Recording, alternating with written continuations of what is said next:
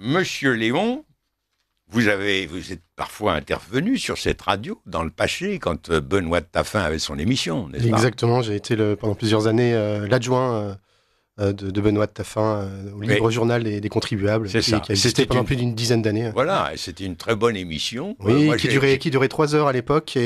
J'y participais oui, vous aviez une chronique. De 2006, oui, tout à fait. Et cette émission avait la particularité par rapport à d'autres, c'est qu'on avait cette capacité à faire venir beaucoup d'élus et de politiques. Voilà. Et d'élus qui n'étaient pas, qui étaient plutôt de la majorité présidentielle de l'époque. Exactement. Sarkozy, j'allais dire UDF, non, ça c'est trop vieux. Enfin, non, mais parmi les invités récurrents, on avait Monsieur Novelli, par exemple, Hervé Novelli. Voilà, c'est ça. Qui est un ancien ministre, ou Monsieur Debré également. Oui, Bernard Debré, ouais. Plusieurs fois, oui, tout à fait. Alors, petite introduction avant que nous passions à notre affaire. Quand Michel Barnier a été nommé Premier ministre, j'ai eu personnellement de l'espoir, car cet homme n'avait pas l'air trop démagogue. Il semblait vouloir s'attaquer vraiment au mal français qu'est l'étatisme. Ce n'était pas le quoi qu'il en coûte qu'on a entendu pendant des années.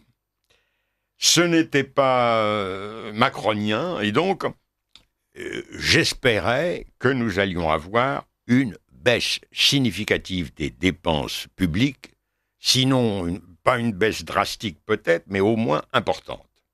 D'ailleurs, on a entendu à cette époque, oui, on va réduire des 2/3 les dépenses publiques et augmenter les impôts d'1/3. Bon. Et puis, est arrivé le projet de budget, et là, je dois dire que, pour ma part, j'ai été déçu. J'ai été déçu parce que ce projet continue d'augmenter de façon très consistante les dépenses de diverses manières. On augmente les taxes sur le gaz, sur l'électricité, on relève le malus sur les véhicules neufs polluants, alors que les gens dans les campagnes ont besoin de voitures.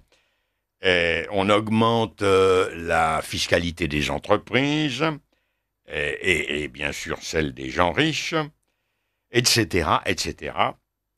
Et donc je pensais qu'il allait mieux faire, Monsieur Barnier. Et pourtant, il existe des solutions qui consistent à baisser les impôts, à réduire la suradministration du secteur public, dans les hôpitaux, dans les écoles, à supprimer un certain nombre d'institutions inutiles, à privatiser, surtout à privatiser les participations de l'État dans certaines entreprises où il n'a rien à faire. Et de façon plus générale, à réduire l'administration, le périmètre de l'État. Et donc, ce sont ces solutions que je me propose d'examiner avec Jean-Baptiste Léon. Donc, qu'est-ce qu'on pourrait réduire comme dépenses? Par quoi voulez-vous commencer? Déjà, par une petite introduction, effectivement, budget Barnier 2025. Juste un petit rappel, nous sommes aujourd'hui en France le pays le plus imposé, le plus taxé des pays de l'OCDE et des pays d'Europe. Nous sommes le pays qui a la plus forte proportion de dépenses publiques par rapport au PIB, et nous sommes aussi devenus le premier ou le deuxième européen en termes de dette publique par habitant. Alors, je rappelle ce montant fabuleux, monstrueux, faramineux de 3228 milliards d'euros de dette publique en France, qui correspond en gros à une dette publique par habitant de 45 000 euros par habitant, et cela sans prendre en compte ce qu'on appelle la dette hors bilan, qui en gros correspond aux engagements de l'État, les engagements futurs de l'État, et notamment les retraites des fonctionnaires, auquel cas cette dette par habitant culmine à près de 100 000 euros par habitant aujourd'hui. Oui, ça c'est évidemment. Donc on bat tous les records, tous les voyants sont en rouge.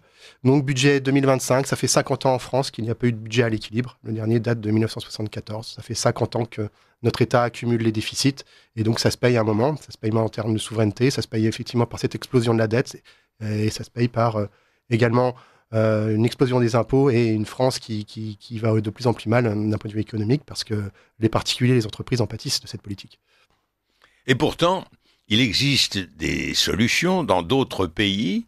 On voit que les gouvernements libéraux, conservateurs... ou même certains de gauche, ou certains de droite comme de gauche, il faut le dire. Il y a l'exemple néo-zélandais où il y a un gouvernement de gauche. Ou le Portugal, pendant quelques années, le Portugal a été tenu par la gauche socialiste, et la gauche socialiste qui a été battue en 2024 a fini cette année 2024 avec un budget excédentaire. Voilà. Donc, tout ça pour vous dire, amis auditeurs, c'est possible. Oui. C'est possible. Mais dans notre pays, notre pays avec un vieux fonds monarchique, on se heurte à des inerties ou même à des obstructions. La promesse d'Emmanuel Macron de réduire de je ne sais pas combien de postes de fonctionnaires pour ceux qui partaient à la retraite. Quand il était candidat en 2017, il promettait une réduction sur 5 ans de 120 000 postes. 120 000 postes. 120 000 postes, et donc il anticipait beaucoup parce qu'il se prononçait aussi pour une diminution des postes dans les collectivités locales, sur lesquelles normalement il n'a pas la main. Il y a une autonomie de gestion, entre guillemets, des collectivités locales, et il promettait 50 000 postes en moins dans la fonction publique d'État. Et résultat des courses, entre 2017 et 2022, on en a 178 000 en plus. Voilà. 178 000 en plus. Donc il en a su supprimer quand même quelques-uns, mais il en a beaucoup rajouté. On a créé beaucoup. Certains postes sans doute justifiés, notamment dans le régalien, donc ce qui concerne, on va dire, la dimension militaire et policière des choses, même si en creusant un petit peu, certes, il y a beaucoup de défauts d'organisation dans certaines structures régaliennes, mais aussi... énormément dans la sphère publique d'État, non régalienne. Oui. Donc finalement, la promesse, c'est un bon exemple, n'a pas été tenue, et c'est l'exemple le plus parlant, à mon avis, mais il y en a bien d'autres, de non-respect des promesses du candidat Emmanuel Macron. Quand il est devenu président, il n'a pas du tout réalisé ses promesses, et il n'a pas baissé le nombre des fonctionnaires, alors que c'était possible, puisque c'est sans douleur. Les gens partent à la retraite, on ne renouvelle pas leur poste, personne ne souffrira de ça. Bon, alors, que pouvons-nous faire? Que pourrait faire un gouvernement qui soit vraiment désireux de réduire les dépenses publiques? Je vous pose la question, Monsieur Léon. On vient de l'évoquer, le premier poste fondamental, c'est celui de la masse salariale de la fonction publique. Encore quelques chiffres et on passera peut-être à une autre dimension des choses. Les statistiques qui sont sorties la semaine dernière, ce qui est plus officiel, je crois que c'est l'INSEE, si je ne dis pas de bêtises, qui démontrent qu'entre la mi-2023 et la mi-2024, sur un emploi créé en France, la moitié, justement, on revient sur ce qu'on disait à l'instant, a été un emploi public. Comment voulez-vous que ça fonctionne ? Dans ces conditions-là. Donc on est exactement dans ce qu'explique souvent Xavier Fontanet, que vous connaissez bien, qui explique qu'en gros, si on regarde en France le PIB marchand et le PIB non marchand, entre guillemets, le secteur public face au secteur public, on voit qu'il y en a un qui agonise, alors qu'un autre se porte très très bien, qui est donc celui de la fonction publique. La fonction publique, les effectifs de la fonction publique ont augmenté plus vite et plus fort en France en 25 ans que la population française. Il y a quelque chose qui ne va plus à ce moment-là. Et ce qu'on constate, de plus en plus de moyens sont donnés, effectivement. Donc, comme on le disait, les dépenses publiques explosent depuis, ne cessent d'exploser. Mais en même temps, on voit qu'il y a une forme de rancœur, une forme d'incompréhension, une forme de déception de la part des Français. Quand vous leur en demandez, mais est-ce que vous estimez-vous en avoir assez avec votre argent, est-il bien employé? Vos impôts sont-ils bien employés? Que pensez-vous de la qualité des services publics? On voit de sondage en sondage, nous, Contribuables Associés, on en a missionné un l'année dernière avec l'IFOP, on voit que les Français ont le sentiment vraiment qu'il y a un gaspillage d'argent public considérable, alors qu'ils payent de plus en plus d'impôts, et surtout, ils voient que les services publics, à l'hôpital, à la justice, dans l'école, se cassent la figure, la figure. Alors qu'on met de plus en plus de moyens. Donc la solution, c'est pas ça, c'est pas dépenser toujours plus, ce que continue, vous l'avez très bien dit, de faire Michel Barnier. On nous a annoncé une baisse des dépenses, ce n'est pas du tout vrai. La réalité, c'est que il était prévu pour cette année, pour l'année 2025, une augmentation de 4,2% des dépenses. Elle ne sera que de 2,1%. Donc quand Barnier présente des économies, en fait, il nous dit que ces économies sont calculées par rapport à quoi ? Sont calculées par rapport à des dépenses supérieures à ce qu'elles ne seront réellement. En fait, en gros, Barnier nous dit, l'année dernière, il était prévu d'augmenter le budget. En gros, c'est comme une voiture. Une voiture qui roule très vite. Oui. Et la voiture France, le budget de France, au lieu de rouler à 200 km/h, il va rouler à 100 km/h. Mais il n'empêche qu'il est toujours au-dessus de la moyenne autorisée. C'est-à-dire que on continue de dépenser et on continue de dépenser toujours plus. Il n'y a pas d'économie d'impôts dans ce budget. En revanche, il n'y a pas d'économie de dépenses publiques, dans ce budget, mais en revanche, il y aura des augmentations d'impôts. Ça, c'est sûr.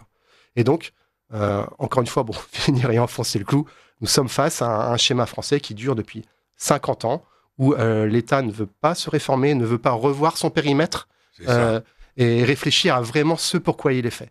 Oui. Et donc, c'est la vieille tradition socialiste, taxe and pay. Oui. Hein, on taxe, on paye des subventions. Et ce qui ne marche pas, vous parliez tout à l'heure de... Si vous connaissez la phrase, je crois que c'était de l'affaire, mais je ne suis pas sûr, si à chaque fois que vous travaillez, vous êtes taxé, et à chaque fois que vous ne travaillez pas, vous êtes subventionné, pourquoi voulez-vous travailler ? Ouais, tout à fait. Ouais. Je ne sais pas si c'est Arthur Laffer qui avait dit ça. Peut-être, je vous avoue que je ne la connaissais pas celle-ci, mais elle est très bonne. Mais vous évoquiez Donald Trump tout à l'heure. Donald Trump et les Américains ont fait des réformes, vous parliez de réformes fiscales, notamment sur l'impôt des sociétés, qu'ils ont baissé sous le mandat Trump, et c'est en gros son successeur qui en a retiré les fruits, parce qu'on a constaté que cette baisse de l'impôt sur les sociétés a augmenté les recettes fiscales de l'État américain. Exactement. Et les Français ont fait la même chose. Bruno Le Maire, alors les impôts sur les sociétés en France sont toujours supérieurs en termes de pourcentage à la moyenne européenne, donc les sociétés en payent toujours trop, mais on les a quand même baissés de plusieurs points. Et comme par miracle, comme par hasard, en fait il n'y a aucun hasard, c'est tout à fait logique, les rentrées fiscales pour l'État ont augmenté à ce moment-là. Et ça, c'était en quelle année ? C'était il y a 4-5 ans, si je ne dis pas de bêtises. Oui, c'est-à-dire c'est pendant le premier mandat. Oui, ça a été initié en fin de premier mandat, si je ne dis pas de bêtises. Oui. Et les résultats ont été conséquents. Vous diminuez les impôts, c'est plus de recettes pour l'État. Et là, on est encore dans et c'est toute une logique autre, la logique contraire qu'est en train de mener malheureusement Michel Barnier et son gouvernement. Oui, c'est décevant, mais enfin, il va peut-être s'améliorer, M. Barnier, il va peut-être se corriger. C'est tout ce qu'on souhaite. Hein, vous pourriez lui suggérer des choses. Oui, notamment de lire les études de contribuables associés sur la révision des normes ou des collectivités locales. Je voudrais qu'on entre dans un peu plus de détails. Donc là, vous avez évoqué le non-renouvellement des administratifs dans certains domaines. Par exemple, dans l'éducation nationale... Alors, l'éducation nationale, il y a 300 000 personnels qui ne sont pas devant un élève. Voilà. Là, on est dans ce fameux mal français qui est la suradministration. Notre pays est mal gouverné, mais très, très bien, ou très mal administré aussi, ou suradministré. D'autant plus qu'il y a même, je crois, si j'ai bien compris, des doublons entre la région et la commune pour gérer les collèges et les lycées. Voilà, ou les départements, parce que les départements et les régions. Oui, parce que chaque collectif... départements et régions, pardon. Et là, il y a deux services qui font le même travail. Exactement. Et, alors, juste pour revenir sur la suradministration, et je reviendrai là-dessus spécifiquement. La suradministration, elle est en gros chiffrée tous les ans par l'OCDE. L'OCDE, c'est en gros le club des États développés, les États riches.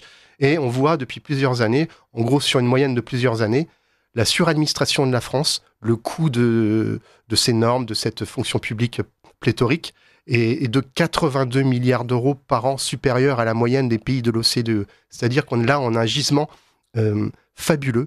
Ça, c'est en gros c'est un ratio coût-efficacité. Oui. Voilà. Et quand on compare avec les autres pays de l'OCDE, la France dépense beaucoup plus et est moins efficace. Oui. Elle dépense plus et elle est moins efficace. Et ça a un coût chiffré par l'OCDE 82 milliards d'euros. Et donc ça se trouve à tous les strates de l'État. Et notamment, il y a eu un super rapport, parce qu'il y a des choses qui sont très bien faites encore aujourd'hui en France, qui a été mené il y a quelques mois par Boris Ravignon, qui n'est pas très connu, mais qui est le maire de Charleville-Mézières. Et lui s'est penché, en fait, à la demande d'ailleurs du gouvernement de l'époque, s'est penché en gros sur le millefeuille administratif. Et lui, ce qu'il en ressort, c'est qu'il évalue ce millefeuille administratif à 7,5 milliards d'euros par an. 7,5 milliards d'euros par an. Et pourquoi ? Parce qu'il dit ce que vous disiez, Patrick, à savoir qu'il y a un enchevêtrement. Il y a un enchevêtrement de compétences, que ce soit pour l'éducation, c'est surtout dans l'éducation qu'on retrouve cet enchevêtrement de compétences et ce surcoût administratif, dans l'urbanisme, et pour les questions de voirie. Parce qu'en gros, qu'est-ce qui se passe ? L'État veut faire... Par exemple, vous voyez, on le voit tous quand il y a des chantiers dans une ville ou une région, on voit ce chantier est financé par l'Union européenne, est financé par l'État, est financé par le département, est financé par la région, est financé par la commune, est financé par le syndicat truc, le syndicat machin. Tout ça, ça a un coût parce qu'en fait, ce que dit Monsieur Ravignon, donc 7,5 milliards de coûts administratifs, et 85%, la quasi-totalité de ce coût est dû à quoi ? Au problème de coordination entre tous ces strates administratives, de l'État jusqu'à la commune, qui doivent se mettre d'accord, qui travaillent sur les mêmes choses, et sans concertation et sans plan d'ensemble. Bon. C'est un gâchis épouvantable. C'est un gâchis épouvantable. Alors, deuxième source d'économie possible, l'AME, l'aide médicale d'État. Ouais. Alors, est-ce qu'on ne pourrait pas supprimer ou réduire fortement l'AME ? L'AME a été créée en 2000. L'année 2000, sous Lionel Jospin, je crois même qu'au départ, elle était censée être transitoire. Alors, l'AME, aujourd'hui, donc, c'est l'aide médicale d'État, une aide médicale qui est attribuée, à laquelle peuvent prétendre notamment, effectivement, les immigrés illégaux. Alors, on commence à en parler depuis... c'est un vrai sujet. Il y a eu des très bons rapports, encore une fois, notamment à l'Assemblée nationale, une spécialiste de la question qui est Véronique Louwagie. On voit l'AME ne cesser d'exploser. Là, en termes de bénéficiaires, là, on est à plus de 400 000 de bénéficiaires en termes de coûts. Là, il y a 2 ans, l'AME, c'était un coût de 1,3 milliard pour les caisses de la République. Ouais. Donc, effectivement, ça coûte cher. Il y a beaucoup d'abus, il y a beaucoup de fraude. Donc, il est question aujourd'hui, on commence à entendre au plus haut de l'État, notamment M. Retailleau, qui parle effectivement de revoir ce principe de l'AME pour aller vers une aide médicale d'urgence, qui en gros, je ne sais pas comment exactement ça pourrait se goupiller, mais on peut imaginer que avant l'AME, quand il y avait des illégaux en France, ils étaient soignés, ils n'étaient pas abandonnés sur il y a un principe d'humanité dans notre pays, ils n'étaient pas abandonnés sur un trottoir, on les soignait. Donc, ce serait peut-être revenir à une forme de politique, en fait, gérée au cas par cas, et non plus une grande politique d'ensemble très administrative qui coordonne et qui a un appel d'air aussi pour énormément d'immigrés. Il y a un pays voisin, l'Espagne, qui avait supprimé, du temps où le Parti populaire, le parti de droite gouvernait, qui avait supprimé l'AME. Je crois que ça a été rétabli ensuite par les socialistes, mais je ne suis pas tout à fait sûr de ce que je dis. En tout cas, on pourrait peut-être s'inspirer de l'exemple espagnol du temps du PPE. Et dans tous les centres d'aide logique, il y a également en gros, il y a 10 dispositifs à destination de la santé des étrangers en France, et on a un autre qui est un peu moins connu, qui s'appelle le séjour pour soins. En gros, ce sont des ressortissants étrangers qui, à partir du moment où ces ressortissants étrangers ont passé un certain temps en France, peuvent demander à être soignés, à la condition que ces soins ne puissent pas être effectués dans leur pays d'origine. Ce qui fait Mais même s'ils ont des ressources suffisantes. De l'avis de personnel soignant, on a des personnes qui viennent des États-Unis, du Canada, donc pas forcément des pays extrêmement pauvres, qui viennent se soigner comme ça aux frais de la princesse. Alors on évalue ce coût, encore une fois, c'est un rapport parlementaire, à 300 millions d'euros par an. C'est assez méconnu. Ah oui. Et donc il y a entre 20 000 et 30 000 personnes qui, chaque année, bénéficient de ce séjour pour soins. Et certains, encore une fois, pour des pathologies très lourdes qui coûtent extrêmement cher, et pas forcément des personnes qui viennent de pays pauvres. Oui, je vois. Et les indemnités de chômage a baissé. Est-ce qu'on peut envisager quelque chose ? On peut envisager quelque chose, mais il y a eu une foultitude de réformes, encore il y a quelques mois, et effectivement, la France, ou le chômeur français par rapport à... Même si on a tendance à revenir vers la moyenne européenne, a tendance à rester plus longtemps au chômage et toucher plus longtemps des compensations financières assez fortes. Je dirais que c'est pas la réforme qui ramènera le plus d'argent dans les caisses. Oui. Je pense qu'il serait plus sain, dans un premier temps, de libérer les entreprises et les particuliers du carcan fiscal pour libérer l'économie et recréer de la richesse et financer par ce biais-là les politiques publiques. Oui. Alors, je continue dans mon petit répertoire. Vous allez peut-être me dire que ce sont parfois des choses inutiles et qui n'auront pas beaucoup comme vous venez de le dire. Mais le jour de carence de la sécurité sociale, est-ce qu'il n'y aurait pas là une économie à faire ? Bien sûr. Le jour de carence, il est dans le public de 1 jour. Et il est de 3 dans le secteur privé. Il y a eu un rapport il n'y a pas très longtemps. Excusez-moi, j'ai pris des sources officielles. Comme ça, on n'est pas suspecté de raconter des cracks, entre guillemets. On sait qu'à partir du moment où le jour de carence a été rétabli, parce qu'il y a eu des allers-retours entre une première fois sous Fillon, il a disparu sous Hollande, il a été remis sous Macron. On a vu que ça a eu des conséquences importantes en termes de baisse d'un certain nombre d'arrêts maladie. Alors on reste toujours, quand on prend une moyenne avec un taux d'absentéisme qui est supérieur dans le secteur public au secteur privé. Oui, ça c'est quand même à souligner. Le taux d'absentéisme, comme par hasard, est supérieur dans le secteur public que dans le secteur privé. Parce que là, je pense qu'on revient toujours à un petit peu, c'est peut-être le fond du problème, il n'y a pas de contrôle. C'est l'argent public, donc un certain nombre de décideurs et de responsables s'en fichent, et donc ne veillent pas au grain. Et il a été évalué par un rapport de l'inspection des finances. Ce rapport estime que si le public venait à passer à 3 jours de carence, comme dans le privé, on économiserait 300 millions d'euros par an pour le contribuable. 300 millions, ce qui est un investissement d'économie assez conséquent tout de même. Mais donc pourtant, c'est pas prévu, c'est pas au programme. Sur la fin du gouvernement Attal, il y a eu ça n'a pas été annoncé comme tel, mais on a vu certains signaux, certains rapports sortir donc sur ces arrêts maladie, sur le taux d'absentéisme. Alors on sent qu'il y a une volonté de réforme de la fonction publique, notamment avec le nouveau ministre, M. Kasbarian, qui était avant au logement et qui a apparemment quelques déclarations tirées dans un sens, entre guillemets, d'une certaine réforme dans le bon sens de la fonction publique, une certaine libéralisation, entre guillemets. Il y a des intentions. On voit depuis quelques années des intentions poindre. Après, ce qui manque, c'est le courage politique. Oui. Et ça, mais actuellement, sur le projet de budget Barnier...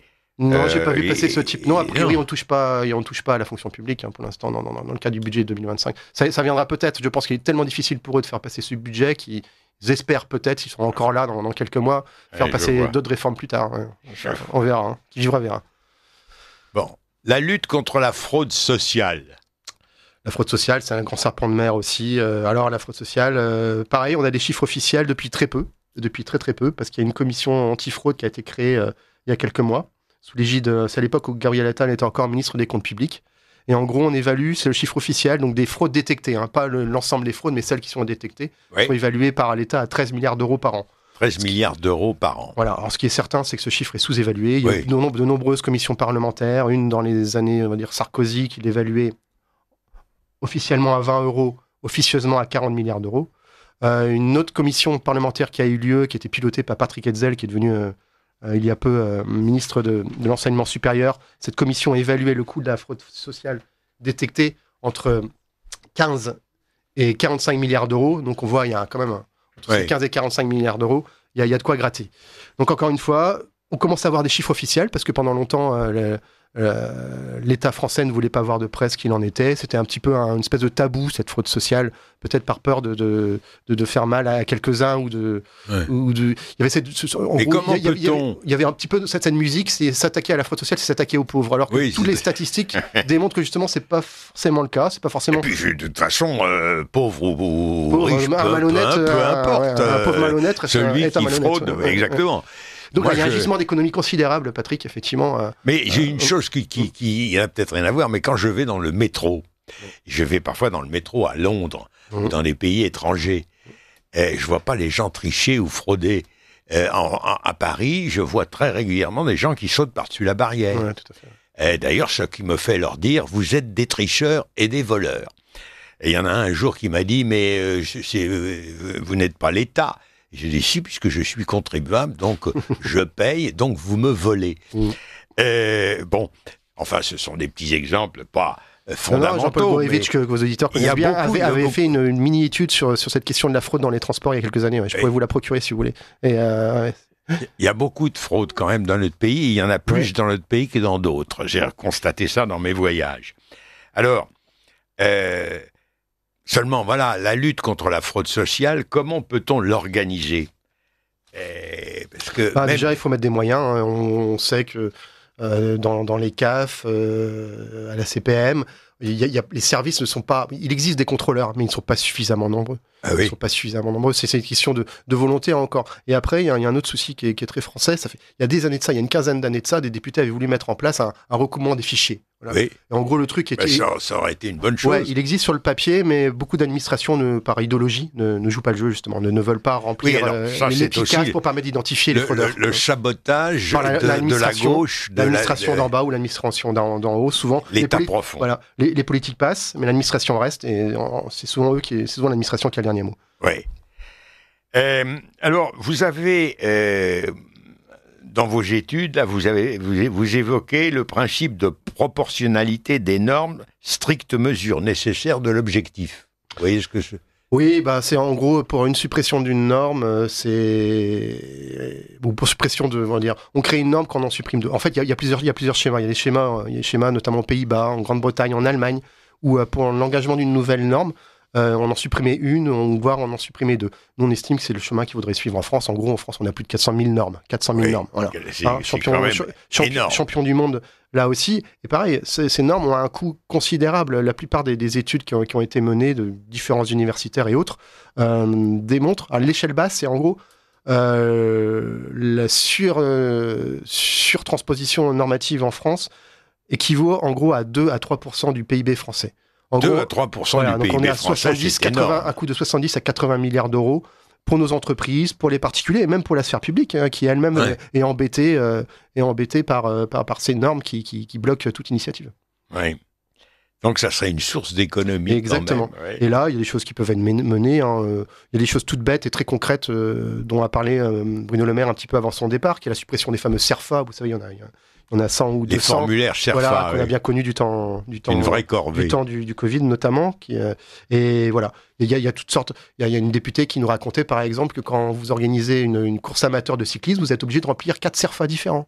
En tant qu'organisateur, parce que voilà, pour des raisons de sécurité, de voirie, etc. Et tout est comme ça. Donc, c'est une perte d'énergie, de temps. On l'a bien vu, nos agriculteurs. Vous connaissez le livre de Nicolas Lecochin, l'État, cet État qui tue la France. Oui, tout à très bien. Oui, je vois très bien.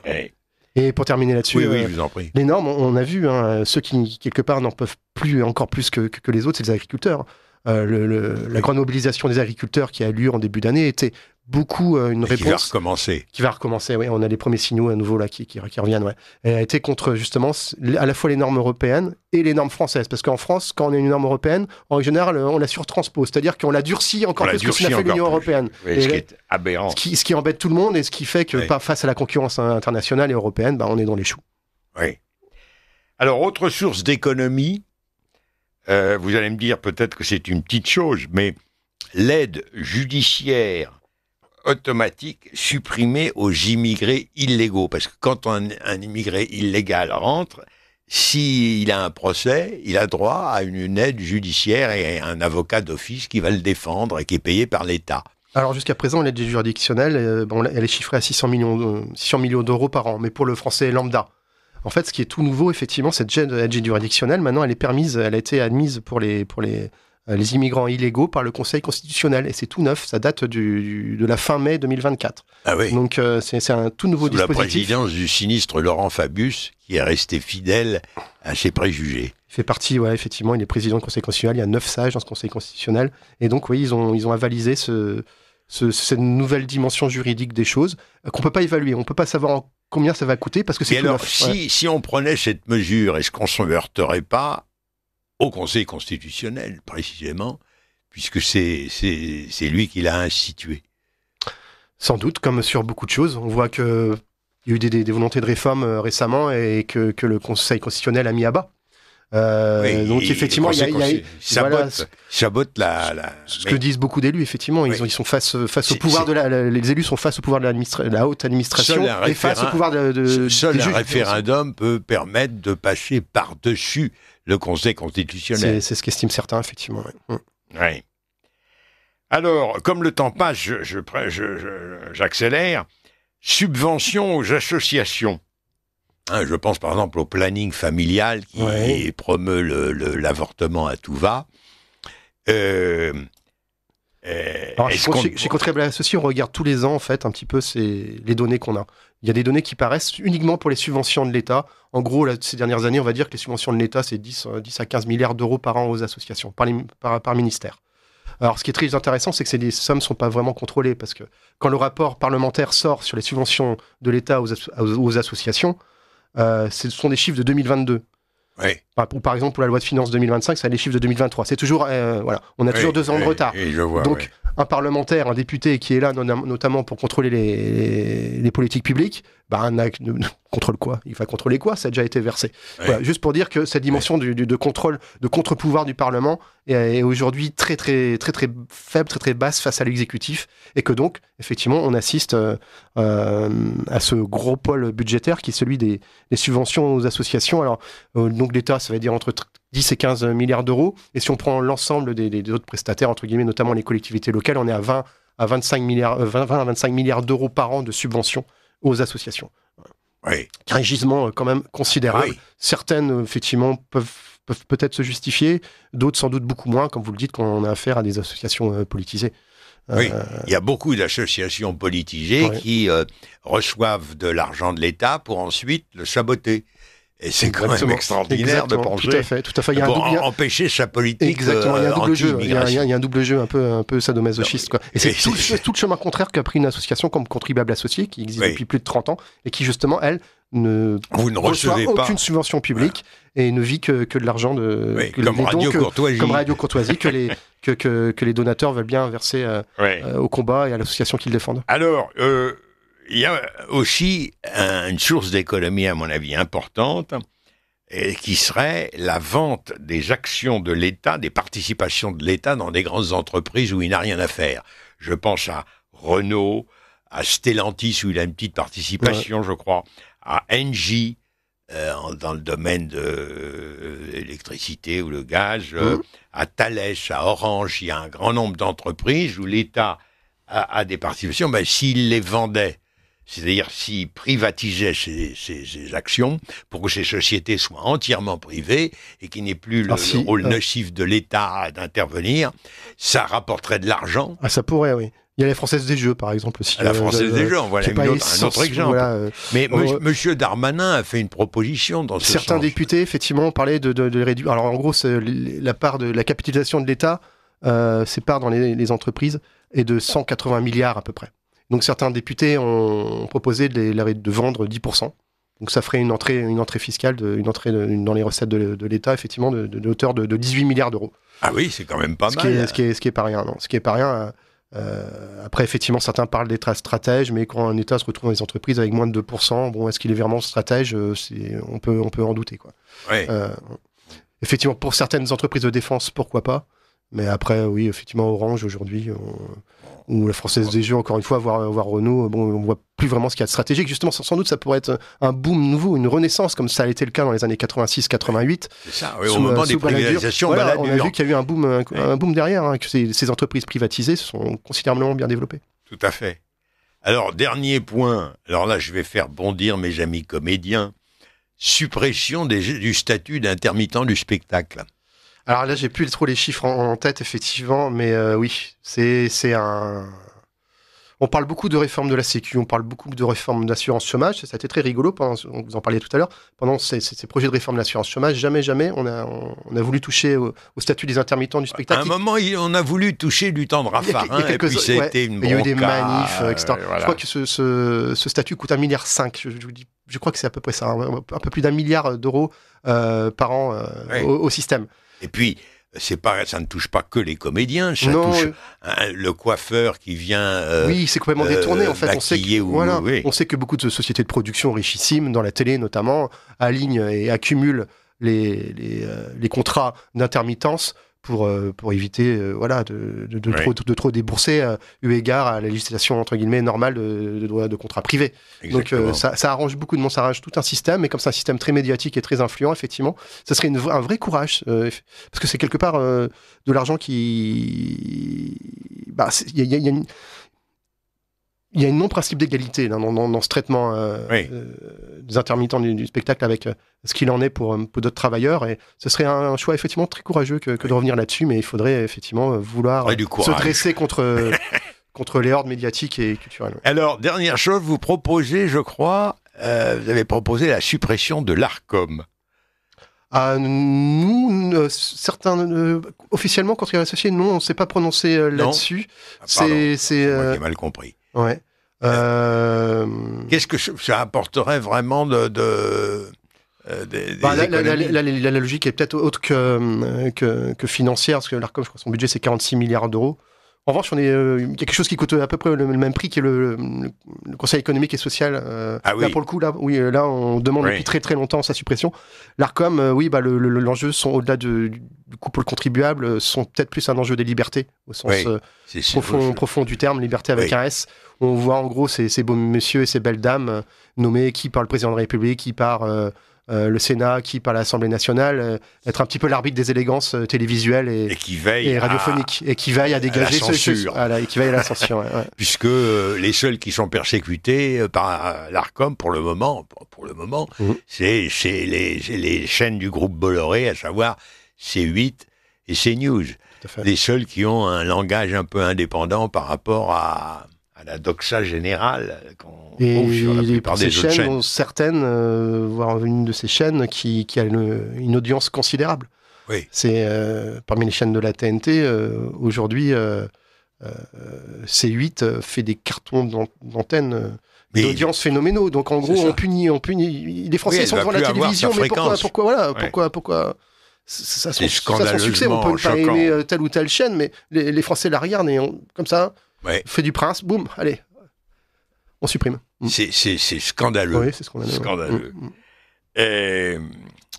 Bien, écoutez, on va peut-être s'arrêter là. Est-ce que vous voulez conclure sur le thème de quelles économies l'État français pourrait faire? Qu'est-ce que vous conseilleriez à Michel Barnier de faire pour rectifier son budget trop dépensier? Michel Barnier a 1h40 devant lui, je lui conseille d'aller sur YouTube, c'est pas très compliqué, c'est gratuit en plus, c'est le documentaire qui a sorti il y a quelques mois, Contribuables associés, qui s'appelle 3000 milliards, les secrets d'un État en faillite, et là il comprendra pourquoi ça va mal et comment en sortir.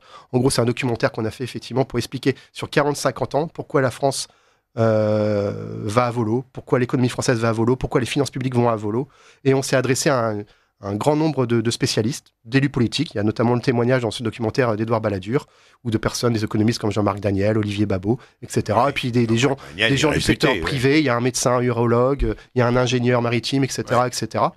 Et donc Michel Barnier pourra découvrir dans ce documentaire qui a été vu par 2,5 millions de Français, on va atteindre les 3 millions je pense d'ici la fin de l'année, que faire et comment résoudre les problèmes du paquebot France pour éviter qu'il ne coule.